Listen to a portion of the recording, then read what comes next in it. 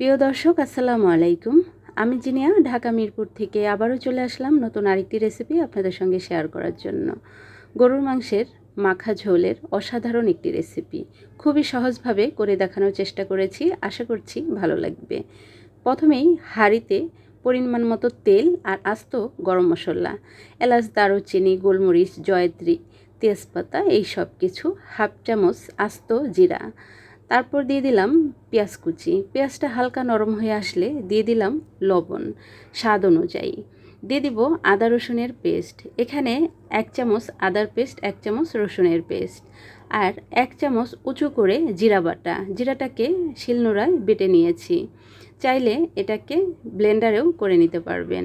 মশলাটাকে হালকা একটু সতে করে নিয়ে দিয়ে দিব গুঁড়ামরিচ, দিয়ে দিব হলুদের গুঁড়া, দিয়ে দিব ধনিয়ার গুঁড়া। এখন মশলাটাকে ভুনে নেওয়ার জন্য সামান্য একটু পানি দিয়ে দিব। পানিটা দিয়ে মশলাটাকে ভুনে নিচ্ছি।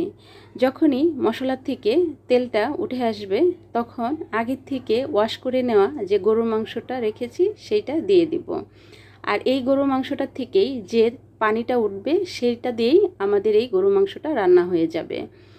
তো এখন দিয়ে দিব আমি হাফ কাপ পরিমাণে টক দই।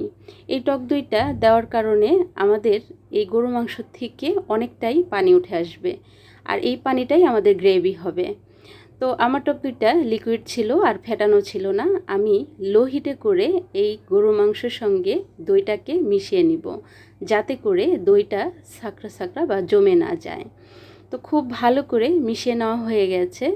এখন এটাকে কিছুক্ষণের জন্য ঢাকনা দিয়ে ঢেকে রান্না করতে থাকবো, প্রায় 10 মিনিটের মতো। 10 মিনিট পর আমরা ঢাকনাটাকে উঠিয়ে দেখছি আমাদের মাংসটা কি পরিমাণ হয়েছে আর পানি উঠেছে। তো মাংসটা থেকে অনেকটা পানি উঠে আসছে। তো এখন লো হিটে করে আমরা 30 থেকে 40 মিনিট রান্না করতে থাকবো, তারপর ফিরে আসছি। তো 40 মিনিট পর আমাদের মাংসটা একদম 100% কুক হয়ে গেছে।